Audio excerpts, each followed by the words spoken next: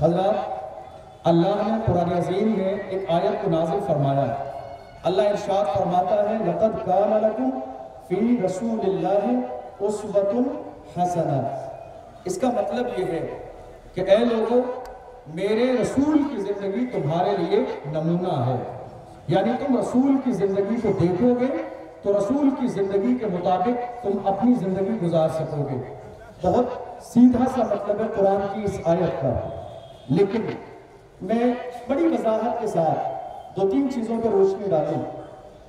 موجودہ دور میں اسلام اور پیغمبر اسلام صلی اللہ علیہ وسلم کی ذات پر طرح طرح کے اعتراض کیے گئے اور کیے جا رہے ہیں. اور انہی اعتراضات میں سے جو میرے رسول کی شان میں کیے جاتے ہیں انہی اعتراضات میں سے ایک بہت بڑا اعتراض آج رسول پاک صلی اللہ علیہ وسلم کی شان میں گستاخی کے حوالے سے یہ بھی کیا جاتا ہے. اور دنیا بابیلا مچانے میں لگی ہوئی ہے, دنیا شور مچانے میں لگی ہوئی ہے, دنیا اسلام کے خلاف ہنگامہ آرائی کرنے میں لگی ہوئی ہے. ایک بہت بڑا اعتراض موجودہ دور میں پیغمبر اسلام صلی اللہ علیہ وسلم کے خلاف اعتراض یہ ہے کہ میرے نبی نے اپنی زندگی میں 11 شادیاں فرمائیں. جب میرے نبی نے 11 شادیاں فرمائیں تو لوگ اعتراض کرنے لگے. رسول اللہ نے 11 شادیاں فرمائیں, 100 بار, کروڑہا بار معاذ اللہ ثم معاذ اللہ کہ ہمارے ذہن میں یہ خیال آ جائے کہ معاذ اللہ ہمارے نبی نے یہ شادیاں اپنی ذات کے لیے یا اپنی خواہش کے لیے فرمائی. کروڑہا بار معاذ اللہ پڑھتے ہیں. لیکن یاد رکھیے یہ اعتراض انہوں نے کیا جنہوں نے اسلام کو کبھی پڑھا نہیں. یہ اعتراض انہوں نے کیا جنہوں نے اسلام کو کبھی سمجھا نہیں. یہ اعتراض انہوں نے کیا کہ جنہوں نے اسلام کی تاریخ کا صحیح سے مطالعہ نہیں کیا. آج حال یہ ہو گیا ہے ہمارے ملک ہندوستان کی سرزمین پر جسے سستی شہرت چاہیے وہ اسلام کے خلاف زبان کھول دیتا ہے. جسے مشہور ہونا ہے وہ قرآن کا نام لے دیتا ہے. جسے مشہور ہونا ہے وہ میرے نبی کی ذات پر انگلی اٹھا دیتا ہے. یہ سستی شہرت کا انداز آج دنیا کے لوگوں نے نکالا ہوا ہے. اور لوگوں نے اعتراض کیا کہ رسول اللہ نے اپنی زندگی میں 11 شادیاں فرمائیں. یہ 11 شادیاں کیا ہے؟ بابیلا مچا دیا دنیا کے اندر ان 11 شادیوں کے لیے. اور ایک بہت بڑا دوسرا اعتراض جو آج ہمارے نبی کی شان میں کیا گیا کہ میرے نبی کے ساتھ حضرت عائشہ صدیقہ رضی اللہ تعالی عنہ کی رخصتی 9 سال کی عمر میں ہوئی. اس کو لے کے تم سوشل میڈیا پر بدتمیزیوں کا طوفان گرم ہے, ڈیبیٹ چل رہی ہے, باضابطہ نہ جانے جس کے منہ میں جو آتا ہے وہ اسلام اور پیغمبر اسلام کے لیے بول دیتا ہے. میں بڑی وضاحت کے ساتھ آج اس مسئلے کی وضاحت کروں گا. سنیے گا بھی اور سمجھیے گا بھی, اور جسے یہ بات سمجھ میں نہ آئے وہ عید کی نماز کے بعد اس مسئلے کو بہتر انداز میں میرے پاس آ کے سمجھ لے محبت کے ساتھ. حضرات ذرا غور کیجئے میرے آقا صلی اللہ علیہ وسلم کی زندگی کا حال کیا ہے, میرے رسول کا مقام کا حال کیا ہے. دنیا میں 2 طریقے کی شخصیتیں ہوتی ہیں. ایک شخصیت وہ ہے جو قانون کے مطابق چلتی ہے اور دوسری شخصیت وہ ہے جو چلے تو قانون بن جاتا ہے, جو بیٹھے تو قانون بن جاتا ہے, جو سو جائے تو قانون بن جاتا ہے. بلا تشبیہ و تمثیل اللہ نے محبوب کو قانون کے مطابق چلنے کے لیے پیدا نہیں فرمایا بلکہ رسول کو اس لیے پیدا فرمایا میرے نبی چلے تو امت کو چلنے کا سلیقہ آ جائے, رسول بولے تو بولنے کا سلیقہ آ جائے, رسول سوئے تو سونے کا انداز ملے, رسول بیٹھے تو بیٹھنے کا انداز ملے, رسول کھائے تو کھانا کا انداز ملے, نبی شادی کرے تو شادی کا انداز ملے, مصطفیٰ فاطمہ کی تربیت کرے تو بیٹیوں کی تربیت کا انداز مل جائے. اس لیے میرے نبی کو اللہ نے فرمایا لَقَدْ كَانَ لَكُمْ فِي رَسُولِ اللَّهِ أُسْوَةٌ حَسَنَةٌ. اے لوگوں تمہارے لیے مصطفیٰ کی زندگی نمونہ عمل ہے. اب مجھے بتائیے میرے رسول کی پوری زندگی, میرے نبی کی پوری زندگی امت کے لیے نمونہ ہے. تو اب حال یہ ہے کہ جنہوں نے اعتراض کیا اسلام پر اور پیغمبر اسلام پر کہ معاذ اللہ میرے نبی نے اپنی خواہش کے لیے شادیاں کی 11. سنیے جس کی عمر 25 سال ہو, جس کے خاندان کی عزت کا عالم یہ ہو کہ پورے عرب کے سارے لوگ جس کے خاندان کے خطبے پڑھتے ہو, جس کی عزت کا عالم یہ ہو کہ جس کی خاندانی شرافت کی وجہ سے جن کے دادا کے پاس خانہ کعبہ کی چابی ہو, جن کا عالم یہ ہے کہ لوگ ان کی گنگناتے ہو تعریفیں، اللہ اکبر، ایسی عظیم ذات کو آخر مجھے بتاؤ ضرورت کیا تھی؟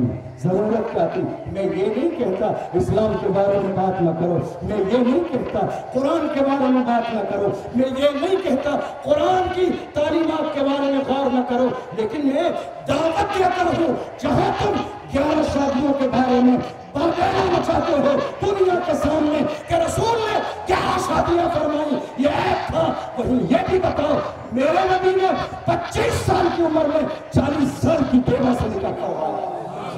یہ بھی بتاؤ دنیا کو، یہ بھی بتاؤ دنیا کو عرب کا دور کیا تھا جس دور میں میرے نبی آئے تھے۔ اس دور کا عالم یہ تھا، بیواؤں کو منحوس سمجھا جاتا تھا، لوگ بیواؤں کو ستی کر دیا کرتے تھے، کوئی اپنے گھر میں آنے نہیں دیتا تھا، اپنی مجلس میں بیٹھنے نہیں دیتا تھا، کہتے تھے یہ بیوہ ہے، یہ منحوس ہے، یہ بیکار ہے، اس کا چہرہ دیکھ لیا دن خراب ہو جائے گا، اس کا چہرہ دیکھ لیا حالت خراب ہو جائے گی۔ یہ دور تھا بیوائیں پروردگار عالم کی بارگاہ میں دعا کر رہی تھی، اے اللہ کسی کو بھیج دے جو ہماری مقام و عزت کو بتانے والا ہو۔ میرے پروردگار نے ان بیواؤں کی عزت کے لیے محمد رسول اللہ کو رحمت للعالمین بنا کر بھیجا۔ میرے نبی نے 25 سال کی بھری جوانی میں 40 سالہ حضرت خدیجہ الکبریٰ رضی اللہ عنہا سے نکاح فرمایا۔ مجھے بتائیے جو 2 شوہروں سے بیوہ ہیں، کتنے؟ 2 شوہروں سے بیوہ ہیں حضرت خدیجہ الکبریٰ رضی اللہ عنہا۔ مجھے بتائیے کون ایسا موجودہ دور میں جوان ہے جو اپنی خواہش کے لیے شادی کرے تو 25 سال کی عمر میں 40 سال کی 2 شوہروں سے بیوہ عورت سے نکاح کر لے؟ کون ہے دنیا میں ایسا؟ اور ایسی بات آپ کو اور بتاؤں، میرے نبی نے نکاح فرمائی 11، لیکن حال یہ ہے، ذرا مجھے بتائیے میرے رسول کی زندگی کے 2 پہلو ہیں، ایک گھر کے اندر کی زندگی ہے، ایک گھر کے باہر کی زندگی ہے۔ گھر کے اندر کی زندگی کا انداز رسول کی بیویاں سمجھیں گی، گھر کے باہر کی زندگی کا انداز رسول کے جانسار سمجھیں گے۔ حضرات عالم یہ ہے میرے نبی صلی اللہ علیہ وسلم کی پوری زندگی امت کے لیے نمونہ ہے۔ جب امت کے لیے نمونہ ہے تو مجھے بتاؤ پوری زندگی کے بارے میں امت کو کیسے پتہ چلے گا؟ گھر کے بارے میں حال یہ ہے، گھر کے باہر مصطفیٰ کی اداؤں کو نوٹ کرنے کے لیے اس پوری کائنات میں کوئی ذات ایسی نہیں، اس پوری کائنات میں کوئی شخصیت ایسی نہیں، اس پوری کائنات میں کوئی پرسنالٹی ایسی نہیں جس کی زندگی کا ہر لمحہ محفوظ ہو تاریخ کے اندر سوائے میرے نبی کے، سوائے میرے نبی کے۔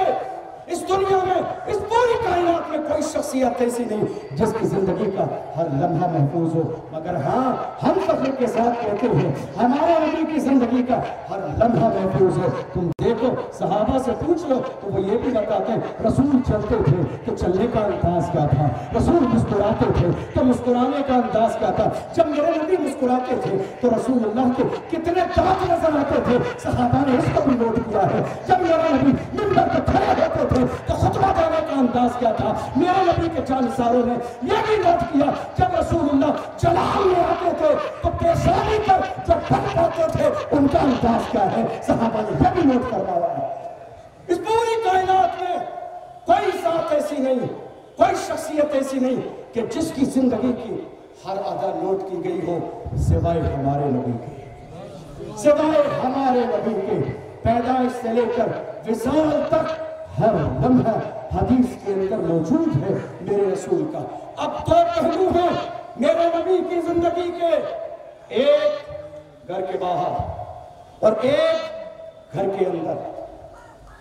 گھر کے باہر کے لیے کم و بیش 1,24,000 صحابہ اکرام کو اللہ نے لگا دیا محبوب کی اداؤں کو نوٹ کرنے کے لیے۔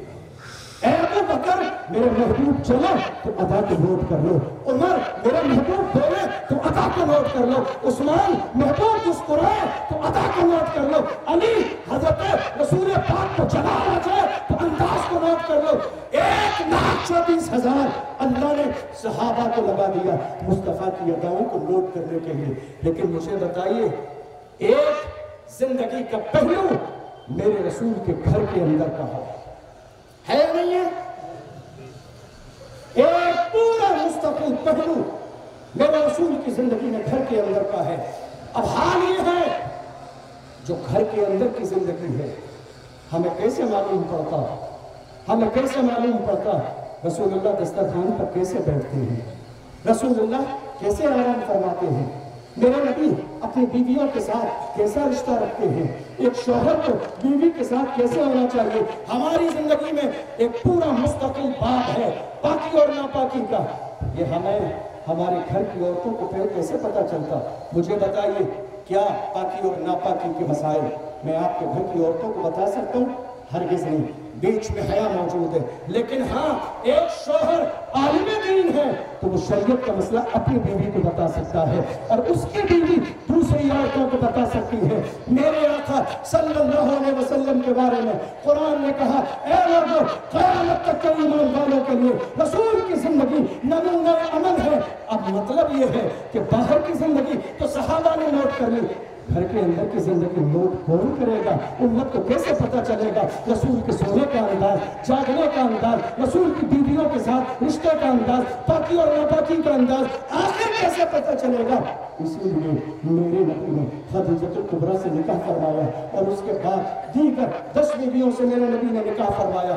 آپ جانتے ہیں ان 10 بیویوں سے جو میرے نبی نے نکاح فرمایا ٹوٹل 11 نکاح میرے نبی کے، ان میں سے صرف ایک بیوی حضرت عائشہ صدیقہ رضی اللہ تعالی عنہ ہے جو کنواری ہیں، ورنہ 10 بیویاں ایسی ہیں جن میں اکثر بیوہ ہیں یا جنہیں طلاق ہو گئی تھی۔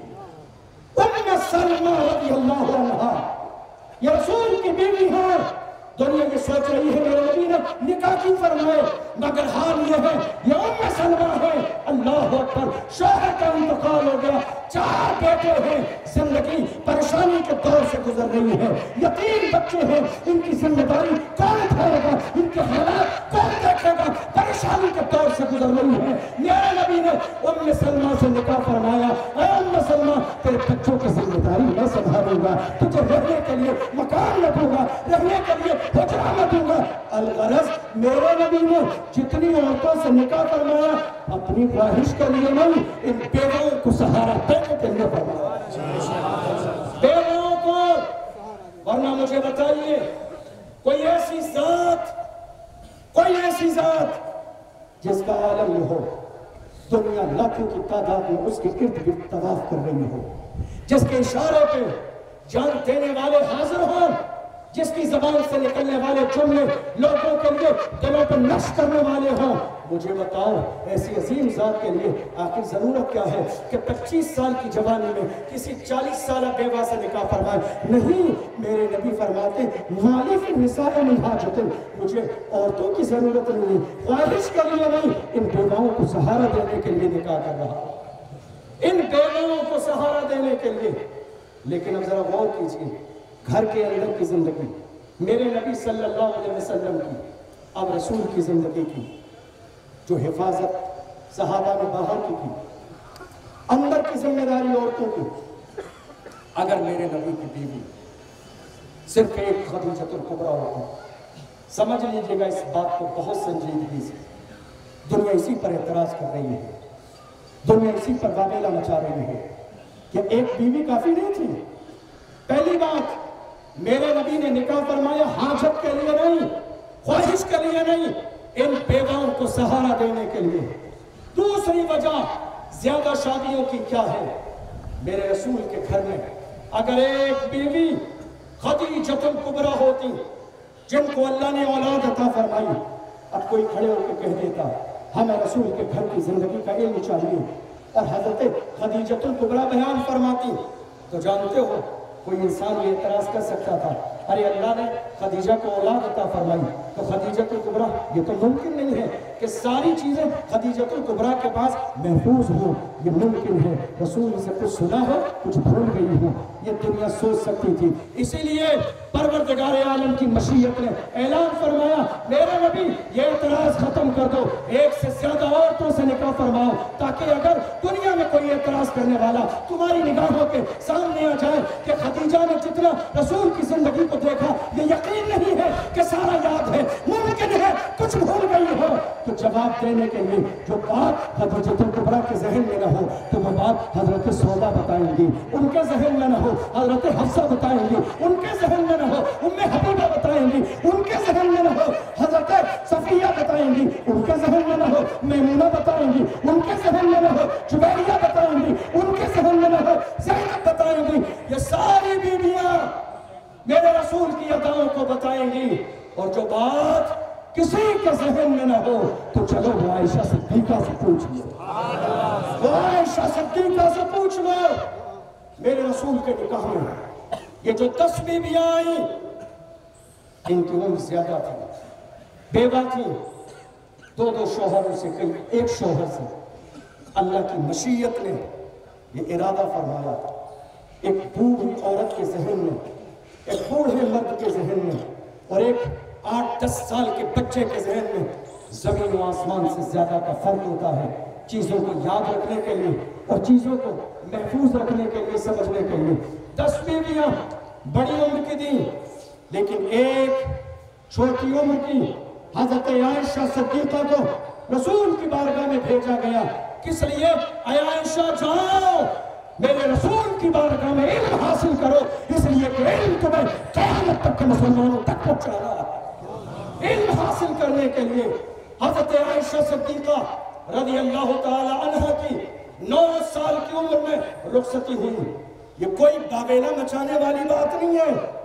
عرب کی سرزمین پر عام طور پر یہ دستور تھا کہ 8-9 سال کی عمر میں شادی کر کے رخصتی کی جاتی تھی۔ یہ کوئی یہ والی بات نہیں ہے۔ دنیا بھر میں افریقہ میں دیکھ لیں، امریکہ میں دیکھ لیں، لندن میں دیکھ لیں، جاپان میں دیکھ لیں، سسلی میں دیکھ لیں، اٹلی میں دیکھ لیں، ہر جگہ شادی کی عمر ایک نہیں ہے۔ کہیں 14 سال، کہیں 16 سال، کہیں 18 سال، کہیں 21 سال، سب کے لیے الگ الگ جگہیں ہیں۔ مگر عرب کا دستور یہ تھا، عرب کا دستور یہ تھا کہ چھوٹی عمر میں شادی کی جاتی تھی۔ حضرت عائشہ صدیقہ رضی اللہ تعالی عنہ نکاح فرمایا گیا اور میرے رسول کی بارگاہ میں آئی۔ اب ذرا سمجھئے اس بات کو، میرے نبی نے نکاح فرمایا تو جس وقت میں میرے نبی نے نکاح فرمایا معاذاللہ ایسا نہیں تھا کہ حضرت عائشہ صدیقہ یتیم تھی، نہیں، ان کے سر پر ان کے والد گرامی ابو بکر صدیق کا سایہ تھا۔ بیوہ نہیں، یتیم نہیں تھی حضرت عائشہ صدیقہ۔ حضرت ابو بکر نے، حضرت ام رومان نے، دنیا میں ایک بیٹی کے لیے سب سے زیادہ ہمدرد کون ہوتا ہے؟ ماں اور باپ۔ ایک رکشہ چلانے والا بھی اپنی بیٹی کا نکاح سوچ سمجھ کے کرتا ہے، کسی غیر کے ہاتھ میں بیٹی کا ہاتھ نہیں دیتا ہے۔ حضرت ابو بکر صدیق رضی اللہ تعالی عنہ نے خوشی سے، ام رومان نے خوشی سے اپنی زندگی کی معراج سمجھتے ہوئے اپنی بیٹی کا رخصت میرے رسول کے ساتھ فرمایا۔ وہ جانتے تھے میرے نبی کا فرمان ہے قیامت کے دن سارے رشتے ختم ہو جائیں گے سوائے میرے رشتے، سوائے میری نسبت کے۔ اس لیے میرے نبی نے حضرت عائشہ صدیقہ رضی اللہ تعالی عنہ سے نکاح فرمایا تاکہ وہ بچپن کے زمانے میں مصطفیٰ کی بارگاہ میں آئیں اور ایک علم حاصل کریں، قیامت تک کے لوگوں کو علم پہنچانا ہے۔ اور میرے نبی نے اپنی زبان سے یہ اعلان بھی فرمایا، اے لوگوں، آدھا علم، آدھا دین، آدھی شریعت تمہیں حاصل کرنا ہے تو جاؤ عائشہ سے حاصل کر، پورا آدھا دین۔ حضرت ابو موسیٰ اشعری فرماتے ہیں کہ جب تمام صحابہ اکرام کسی مسئلے میں الجھ جاتے تھے تو ہم آخری بار حضرت عائشہ کے پاس جاتے تھے، چونکہ انہوں نے پوری زندگی علم مصطفیٰ کی بارگاہ سے حاصل کیا۔ حضرات ذرا غور کیجئے، یہ تمام 11 بیویاں میرے رسول کی بارگاہ میں ہیں، لیکن کمال یہ ہے کہ صرف ایک بیوی کے علاوہ کسی اور کو اولاد نہیں دی گئی۔ یہ سوچنے والی بات، یہ سمجھنے والی بات، دنیا یہ کہہ رہی ہے ایک سے زیادہ شادی نبی نے خواہش کرنے کی۔ غور کیجئے، حضرت خدیجہ الکبریٰ رضی اللہ عنہ کے علاوہ کسی اور کو اولاد نہیں دی گئی۔ جانتے ہیں کیوں؟ اولاد ہو جانے کے بعد، اولاد پیدا ہو جانے کے بعد ماں کی ساری توجہ اولاد پر ہوتی ہے۔ ایک سے زیادہ نکاح اس لیے کرائے گئے ہیں، اے رسول کے گھر میں رہنے والی عورتوں، تمہاری توجہ ادھر ادھر نہیں، مصطفیٰ کے انداز پر ہونا چاہیے، رسول کی ادا پر ہونا چاہیے۔ اس لیے اولاد نہیں دی گئی، لیکن ایسا بھی نہیں ہے کہ اولاد سے محروم رکھا گیا۔ رسول کی اداؤں کو نوٹ کرنے کی برکت سے انہیں امہات المومنین کا خطاب دیا گیا، اور امہات المومنین کا مطلب یہ ہے کہ قیامت تک کے آنے والے جتنے مسلمان ہیں وہ سب ان کے بیٹے ہیں، اور یہ سب کی ماں بن گئی۔